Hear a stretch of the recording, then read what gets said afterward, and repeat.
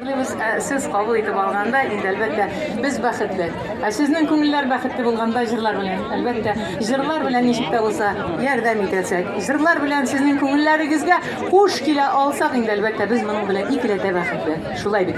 Bir-birimizni sevib, shulay deb yashaygali. Rizami?